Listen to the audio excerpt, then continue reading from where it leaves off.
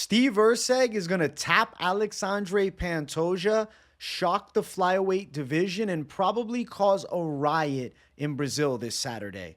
The UFC 301 main event, Alexandre Pantoja looks to defend his flyweight belt against hungry, up-and-coming Australian savage Steve ERCEG. ERCEG has quickly risen to a title fight, just 3-0 in the UFC, and already getting the chance of a lifetime here in Brazil against Brazil's own Alexandre Pantoja. It's a pretty high-stakes fight. I'm very excited about it. I'm going to break it down here in this video, as well as giving you guys my bold prediction for the fight. And then towards the end of the video, we're also going to talk the implications that this matchup is going to have on future flyweight fights. So make sure you all smash the like button. If you're new to the channel, subscribe.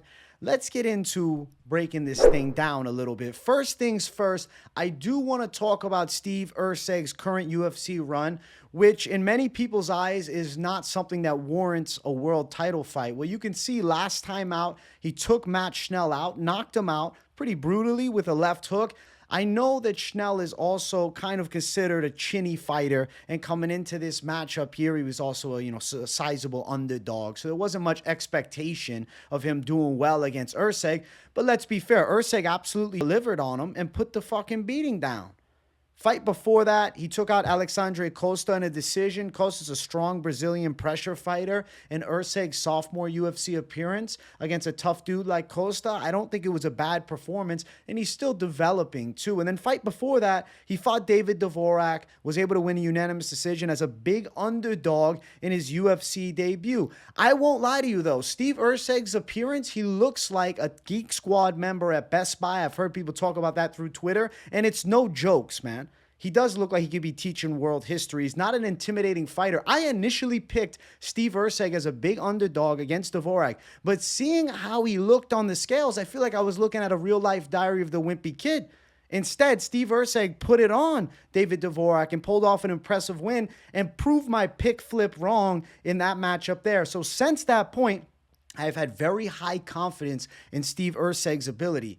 He's a dangerous fighter. He's a technically sound fighter, but he takes on a UFC champion with an incredible resume. You look at the last 5, there's 2 wins over Brandon Royval in the mix, a W over Brandon Moreno, who won the series against Figueiredo, who was a great flyweight champ. Obviously, the Alex Perez W, which, seeing how Perez looked against Nicolau, has aged beautifully. And prior to that, he took on Manel Kape and he won a unanimous decision. Pantoja is surely on a roll, and I understand why. There are a lot of people that are feeling very confident on Pantoja and who might view me as somewhat psychotic for picking the side of Steve ERCEG as the underdog. But I think that Steve ERCEG stylistically is a bad matchup for Alexandre Pantoja. He's extremely well-rounded in technical. He has a pretty patient stand-up game, but finds openings incredibly well. On top of that, he is a good submission artist in his own right, has a good amount of wins via submission, and he has a high fight IQ, which he's going to be bringing into this matchup against Pantoja. Now, I know Pantoja is a proven UFC champion. Granted, both of his UFC championship fights were against guys he had already beaten. They were stylistically favorable matchups, and he also beat them less impressively than he did previously. I mean, he has 2 wins over Moreno before they fight in the trilogy, and I think that was a fight that could have went either way. Granted, it favored towards Pantoja. It was a split decision. He had submitted Brandon Royval, but in the rematch, Royval gave him a really hard 5 rounds. Is it that I'm saying Pantoja maybe is declining as a fighter? I don't know if I want to push that narrative out there per se. But I do think there have been matchups that favor towards him, and guys have started to kind of figure Alexandre Pantoja out. Something about Pantoja that I think is under-criticized is his hitability. He relies on having a very strong chin and being able to pressure fighters backwards, and he does take the role of the bully in pretty much all of his UFC fights, at least the ones that he's successful in getting Ws. Steve ERCEG on the other side looks like somebody that was definitely picked on. So he's coming with some history against those bullies, and I think his style falls beautifully here.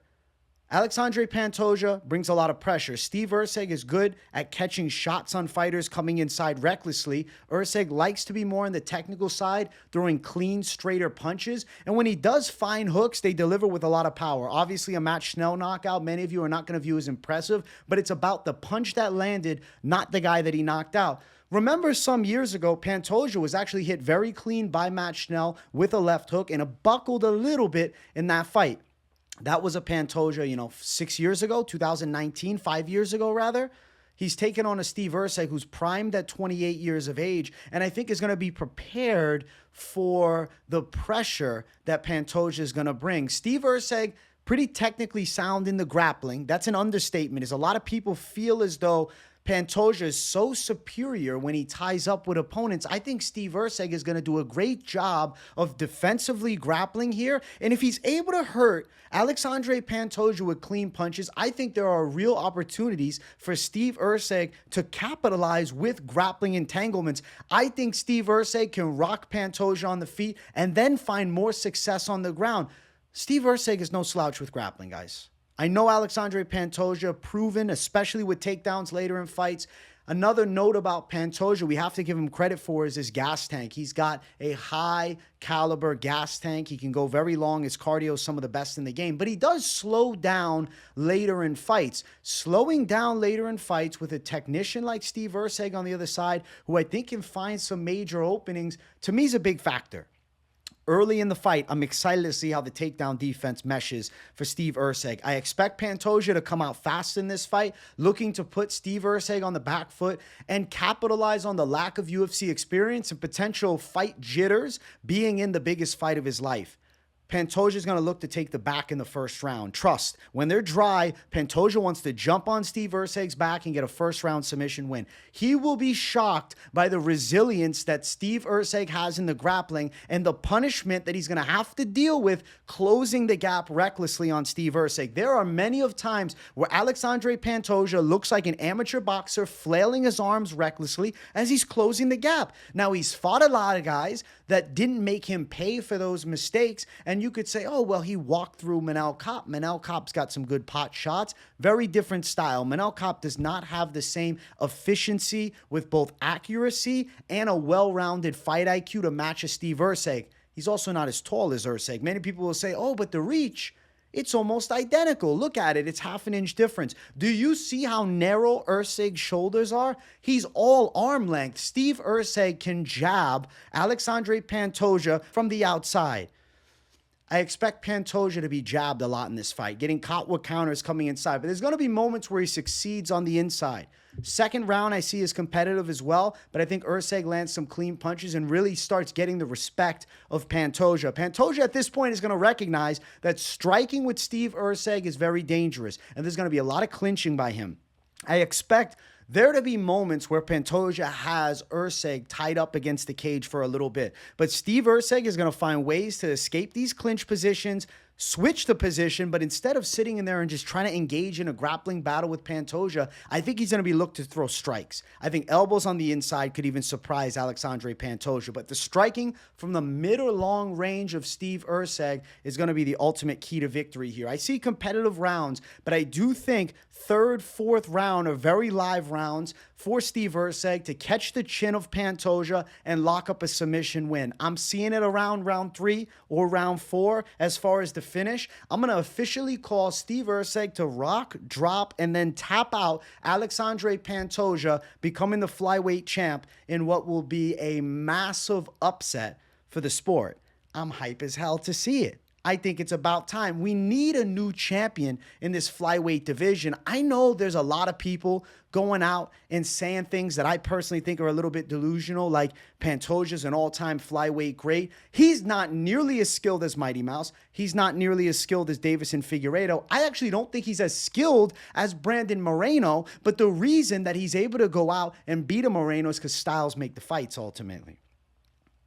Steve ERCEG's style falls perfectly into this matchup here. I think that he's going to do tremendous, pull off what I think is going to be one of the bigger championship upsets in history and set himself up to become an Australian star, because they're hurting right now, losing championship Volkanovski. Both a knockout loss challenging for the belt up in weight against Makhachev, and then also going down in weight back to his natural dominant weight class of 145 pounds and getting starched viciously by Topuria. They need a new champion, and I think that Steve ERCEG is going to be the guy to pull it off. Now, odds for the fight have Steve ERCEG as an underdog. He's ranging around that plus 200 range, but if you're looking for the submission prop, it's upwards of plus 1,200. It varies a bit depending where you're at, but him to win by submission is going to be major plus money.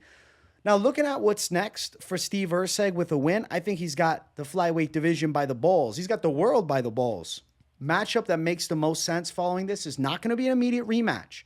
Pantoja does not deserve an immediate rematch with a loss here this Saturday. Instead, Steve ERCEG will fight against Brandon Royval, who, regardless of his losses to Pantoja, is actually a really intriguing matchup for Steve ERCEG. And it could be difficult, because Royval is long and tricky on the ground. And I think as good as ERCEG looks here against Pantoja, that's going to be a difficult test. But I think he's going to show his championship material in that fight. I'm giving an early pick. I think he pulls it off against Brandon Royval too.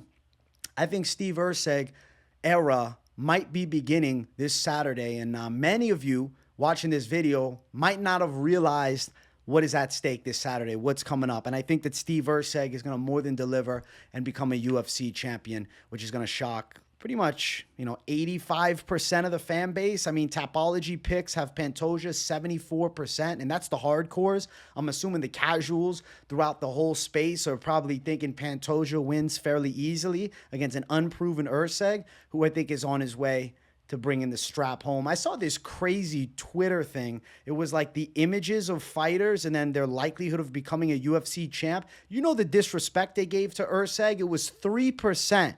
Absolutely disrespectful, man. The king of the nerds, Steve ERCEG. The dictator of the dorks, Steve ERCEG. I'm telling you, he's coming into this matchup and he's going to shock Alexandre Pantoja. He's going to shock Alexandre Pantoja for real.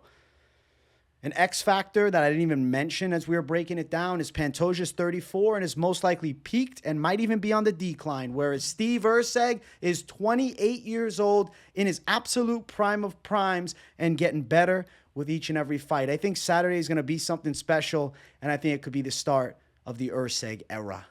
I hope you guys enjoyed this breakdown, the hot take, bold prediction for the UFC 301 main event. Definitely let me know what your prediction is in the comments down below. I appreciate you all watching. Make sure you guys smash the like button. And if you're new to the channel, make sure to subscribe it up. Content every day, so keep it locked in. I'll see you all in the next one. Peace.